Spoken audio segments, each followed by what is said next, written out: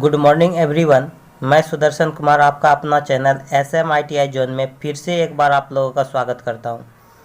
आज के इस वीडियो में मैं आप लोगों को वैद्युतिकी पदार्थ एवं केबल चैप्टर के कुछ वस्तुनिष्ठ प्रश्न के बारे में बताऊंगा, जो आपके आगामी UP PCL TG2 एग्ज़ाम के लिए काफ़ी हेल्पफुल होगा। साथ ही साथ वैसे विद्यार्थी जो सेमेस्टर या एनुअल का एग्ज़ाम दे रहे हैं उनके लिए भी काफ़ी ये हेल्पफुल है।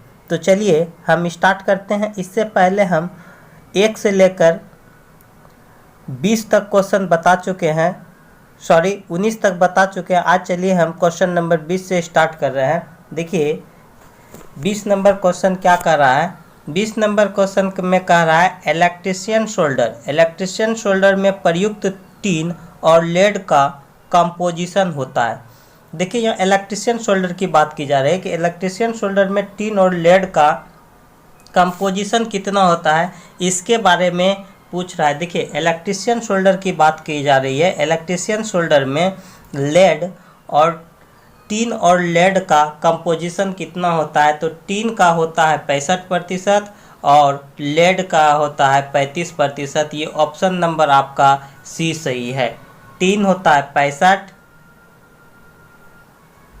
होता है, जबकि आपका लेड होता है 35%। तो चलिए उसके बाद चलिए 21 नंबर क्वेश्चन। 21 नंबर क्वेश्चन में देखिए क्या कर रहा है कि एक ठोस तत्व या इंसुलेटेड कंडक्टर का टेंसाइल स्ट्रेंथ स्क्रीन के साथ या बिना स्क्रीन के साथ कहलाता है। देखिए एक ठोस तत्व या इंसुलेटेड कंडक्टर का टेंसाइल स्ट्रेंथ स्क्रीन के साथ या बिना स्क्रीन के साथ क्या कहलाता है, इसके बारे में पूछ रहा है। तो एक ठोस तत्व या इंसुलेटेड कंडक्टर का टेंसाइल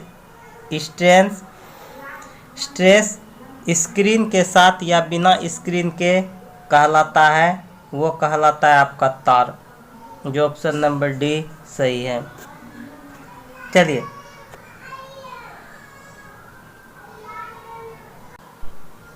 चलिए 22 नंबर क्वेश्चन देखिए। 22 नंबर क्वेश्चन में क्या कर रहा है। 22 नंबर में क्वेश्चन में कह रहा है कंडक्टर का साइज नापने के लिए किस यंत्र का प्रयोग होता है। कंडक्टर का साइज नापने के लिए किस यंत्र का प्रयोग होता है। जो हम कंडक्टर का साइज मापते हैं वो हम लोग मेजर करते हैं स्टैंडर्ड वायर गेज से हम लोग कंडक्टर का साइज मापते हैं SWG। उसका शॉर्ट नाम है स्टैंडर्ड वायर गेज से मेजरमेंट करते हैं, जो ऑप्शन नंबर सी सही है।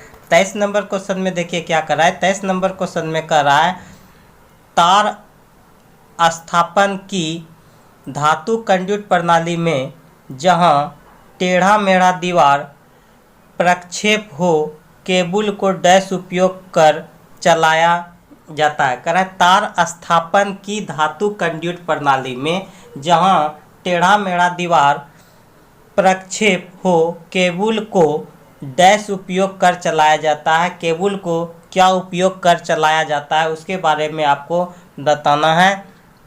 तो इसके लिए ऑप्शन होगा धातु लचीला कंडक्ट। देखिए जहाँ टेढ़ी मेढ़ी दीवार होगा तो वहाँ पे हमको वायरिंग करने के लिए हमको क्या करना चाहिए, धातु की लचीला कंडक्ट, जो ऑप्शन नंबर सी प्रयोग कर चलाया जाना चाहिए, जो ऑप्शन नंबर सी सही है। चलिए 24 नंबर क्वेश्चन में कह रहा है कि माइका डैश इंसुलेशन वर्ग में आता है। माइका जो है किस इंसुलेशन वर्ग में आता है, इसके बारे में आपको पूछ रहा है। जो ये माइका जो हमारा आता है वो सी इंसुलेशन वर्ग में आता है, जो ऑप्शन नंबर ए सही है। जो यहाँ पे इंसुलेशन का वर्ग होता है वो 7 वर्ग में पाया जाता है। जैसे आपका हो गया YA, ठीक है, B होता है, C होता है, E होता है। इस तरह ये इंसुलेशन का वर्ग है, ये 7 वर्गों में इसको विभाजित किया है, जिसमें माइका आपका सी वर्ग में आता है।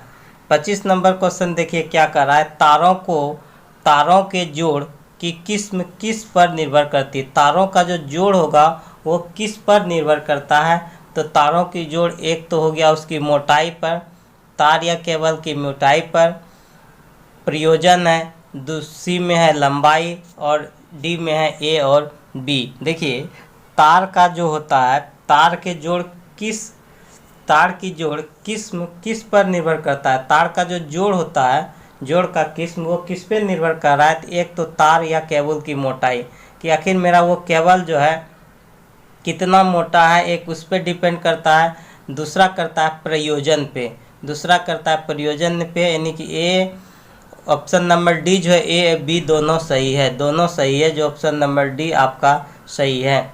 चलिए 26 नंबर क्वेश्चन में देखिए क्या कर रहा है। अति उच्च वोल्टेज केबल प्राय किस धातु के बने होते हैं। देखिए अति उच्च वोल्टेज केबल प्राय किस धातु के बने होते हैं।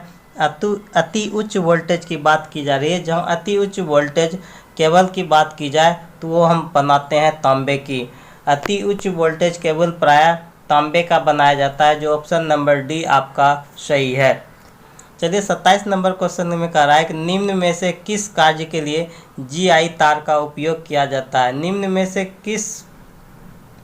किस कार्य के लिए जीआई, देखिए जीआई तार, जीआई का फुल फॉर्म होता है गैल्वेनाइज आयरन तार का उपयोग करते हैं।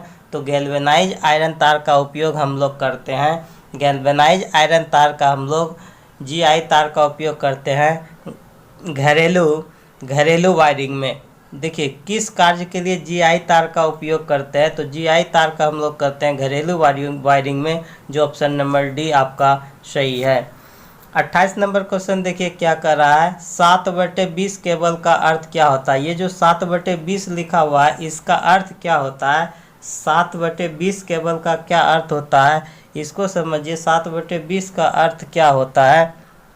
7/20 का अर्थ होता है 20 SW के 7 तार। 7/20 का अर्थ होता है 7/20 का अर्थ होता है 7 हमको तार की संख्या बताता है और 20 मेरा SWG को बताता है, जो यहाँ पे ऑप्शन नंबर ए सही है। 20 SW के 7 तार, 20 SWG के 7 तार। SWG का फुल फॉर्म होता है स्टैंडर्ड वायर गेज।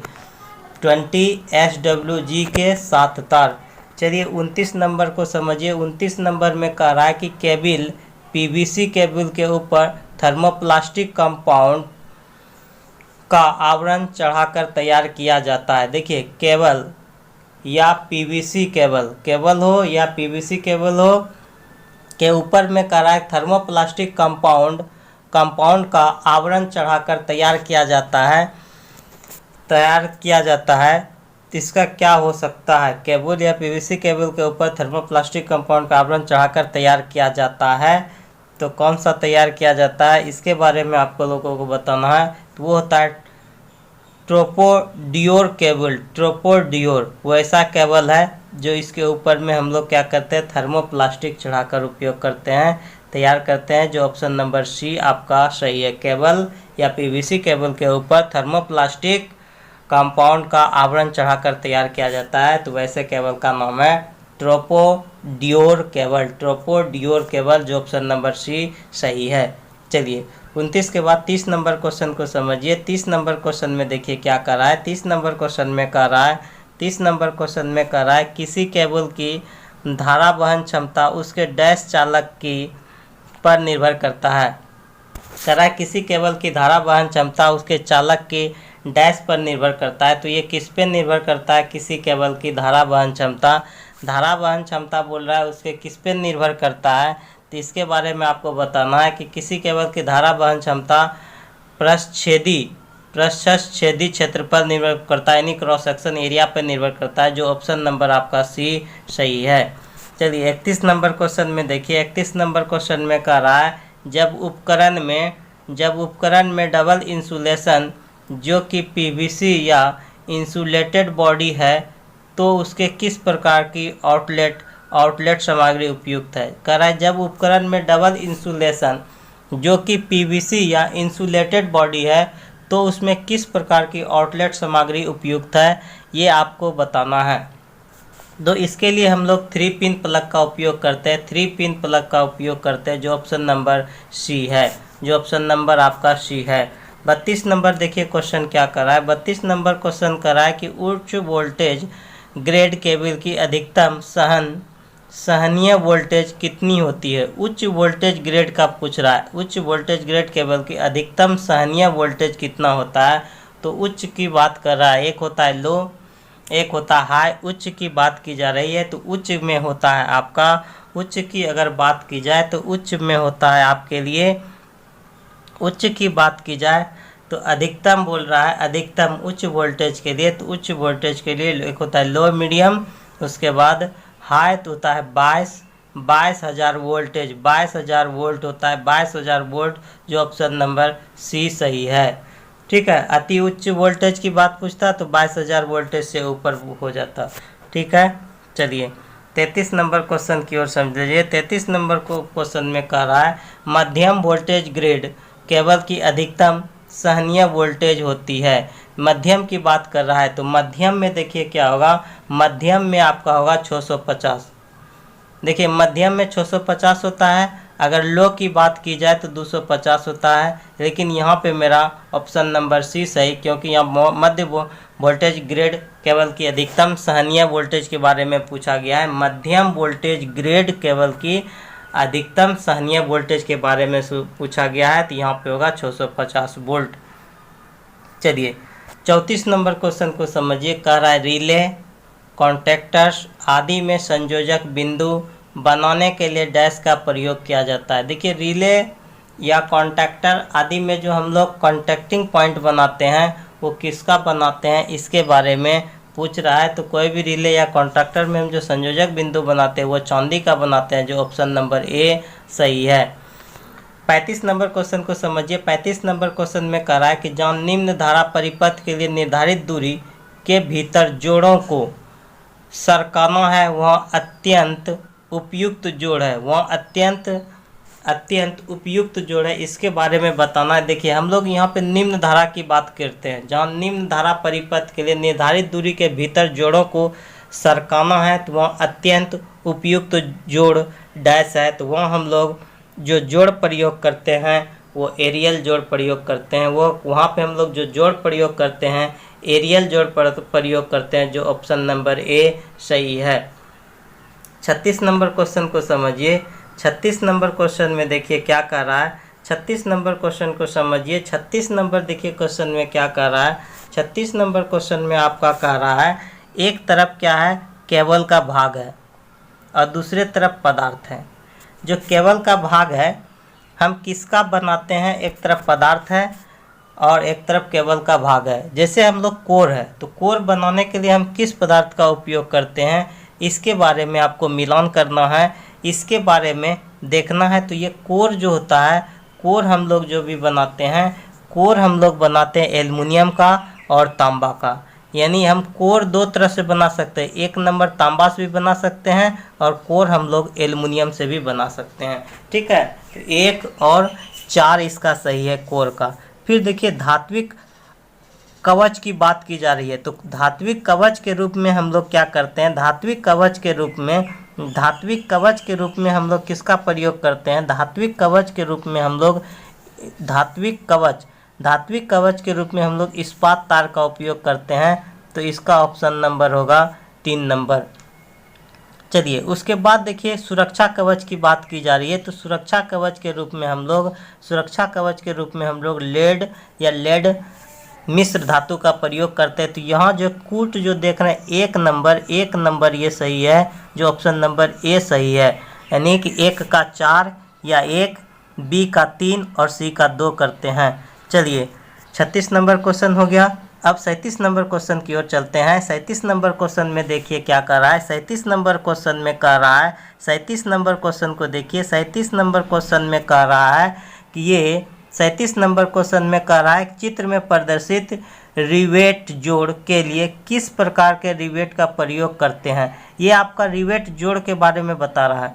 जोड़ के लिए हम किस प्रकार का रिवेट का प्रयोग करते हैं, इसके बारे में आपको बताना कि ये आप देखिए यहाँ पे जोड़ के लिए किस प्रकार का रिवेट करते हैं, रिवेट जोड़ के लिए किस प्रकार के रिवेट का प्रयोग करते हैं। तो इसके लिए हम लोग कहते हैं गोल शीर्ष रिवेट का प्रयोग करते हैं। इस प्रकार के रिवेट के लिए हम लोग जोड़ने के लिए गोल शीर्ष रिवेट, जो ऑप्शन नंबर बी है, इसका हम लोग प्रयोग करते हैं। 38 नंबर क्वेश्चन को समझिए। 38 नंबर क्वेश्चन में देखिए क्या कर रहा है कि एक चालक का आकार मापने के लिए एक नग्न चालक को मानक तार गेज के खांचों में रखा जाता है, तब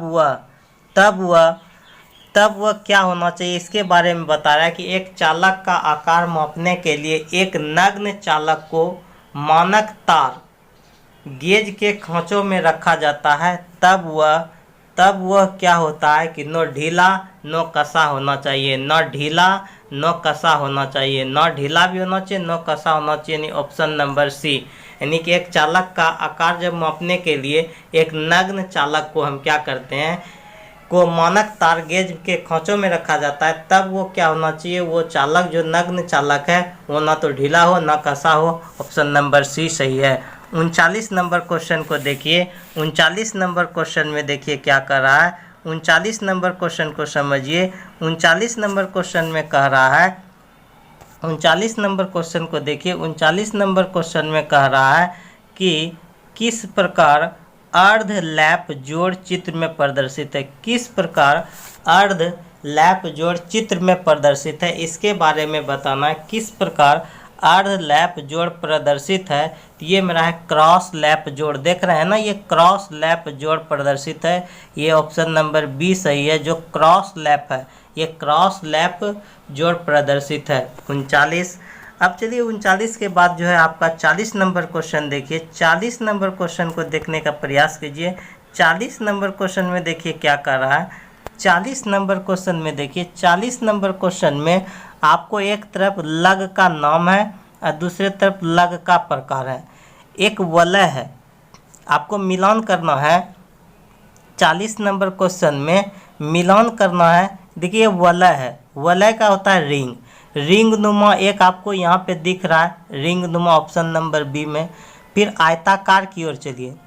आयताकार की अगर बात की जाए तो आयताकार में देखिए आपको कहाँ दिख रहा है, ये 1 नंबर में है, यहाँ आयताकार है। फिर चलिए स्पेड टाइप का, स्पेड, अब स्पेड की ओर चलिए, स्पेड की ओर चलिए, स्पेड की ओर चलिए। स्पेड जो देख रहे हैं, स्पेड, स्पेड में आप देखिए थोड़ा सा ये मुड़ा हुआ रहेगा, ये स्पेड टाइप का कहलाता है। फिर देखिए फ्लेंजदार स्पेड, फ्लेंजदार स्पेड है तो फ्लेंजदार स्पेड के लिए, फ्लेंजदार स्पेड के लिए, फ्लेंजदार स्पेड के लिए देखिए स्पेड के लिए जो है ना आपका ये, सॉरी ये स्पेड के लिए आपका होगा ये सी का ये होगा, ये स्पेड है। और जबकि ये फ्लेंजदार स्पेड के लिए होगा 4 नंबर, ये फ्लेंजदार स्पेड के लिए होगा ये 4 नंबर, सॉरी ये स्पेड के लिए होगा आपका 3 नंबर, स्पेड के लिए आपका 3 नंबर होगा। जबकि फ्लेंजदार स्पेड के लिए थोड़ा सा ये आगे देखिए मुड़ा हुआ होगा। ये ऑप्शन नंबर मेरा ए सही है, ऑप्शन नंबर आपका ए सही है। ठीक है, ऑप्शन नंबर ए आपका सही है। वलय, वलय तो देख रहे हैं यानी रिंग नुमा, तो रिंग नुमा यहाँ है। आयताकार देख रहे हैं, आयताकार ये हो गया। जबकि स्पेड है तो स्पेड मेरा 3 नंबर होगा। जबकि फ्लेंजदार स्पेड होगा तो फ्लेंजदार स्पेड में ये थोड़ा आगे मुड़ा हुआ रहता है, जो ऑप्शन नंबर ए सही है। चलिए उसके बाद 41 नंबर क्वेश्चन की ओर चलिए। 41 नंबर क्वेश्चन में देखिए क्या कर रहा है। बंद अति धारा बचाव द्वारा परिपथ के लिए केबल में आवश्यक धारा प्राप्त करने के लिए समान विद्युत धारा वहन क्षमता का मान कितना होना चाहिए। देखिए समान विद्युत धारा वहन का अधिकतम मान आपको पूछ रहा है कि बंद अति धारा बचाव के लिए, बंद अति धारा बचाव की बात कर रहा है। बंद अति धारा बचाव द्वारा परिपथ के लिए केबल में आवश्यक धारा प्राप्त करने के लिए समान विद्युत धारा वहन क्षमता का मान कितना होना चाहिए। देखिए यहाँ बंद है, बंद के केस में होता है 1.23 एम्पियर, 1.23 एम्पियर, जो ऑप्शन नंबर डी सही है। चलिए आज का सेशन यहीं पे समाप्त करते हैं। यदि आप लोगों को आज का सेशन पसंद आया हो तो दिल से लाइक करें, शेयर करें। यदि हमारे चैनल पे नए हैं तो चैनल को सब्सक्राइब करें, वो बेल आइकन को प्रेस करें ताकि आप लोगों को करंट नोटिफिकेशन मिलते रहे। मिलते हैं next day. Thank you class.